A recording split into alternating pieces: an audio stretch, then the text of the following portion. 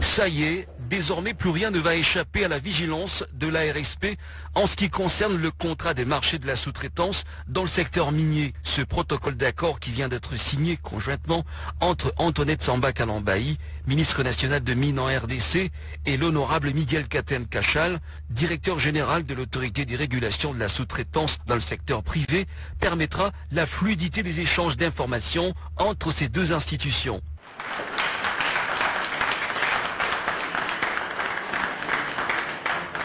Parmi les données qui seront mises à la disposition de la RSP, il y a les listings, ou mieux le répertoire national des sociétés principales qui œuvrent dans les mines et le répertoire des sociétés sous-traitantes. Nous voudrons accompagner les entreprises minières et accompagner en même temps la sous-traitance congolaise.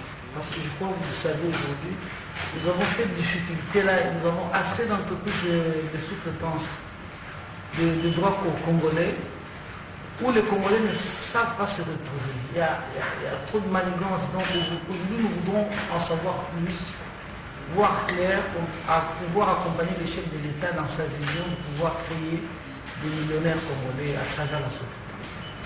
Donc tout ce qui est à notre pouvoir, nous mettrons à la disposition de l'autorité de régulation afin qu'ils puissent mener à bon port l'évaluation et le contrôle. Cette collaboration qui vient d'être scellée intervient justement avant la grande mission de contrôle et d'évaluation de la situation générale actuelle de la sous-traitance à travers le pays. Vous savez qu'il y a beaucoup de défis, surtout dans le secteur minier, et que nous avons voulu être accompagnés par le gouvernement de la République au travers le ministère des Mines. Nous travaillons sur la vision du président de la République. Et depuis l'histoire de notre pays, les jeunes n'ont jamais reçu autant d'appui dans la sous-traitance, autant de soutien dans le développement de la classe moyenne.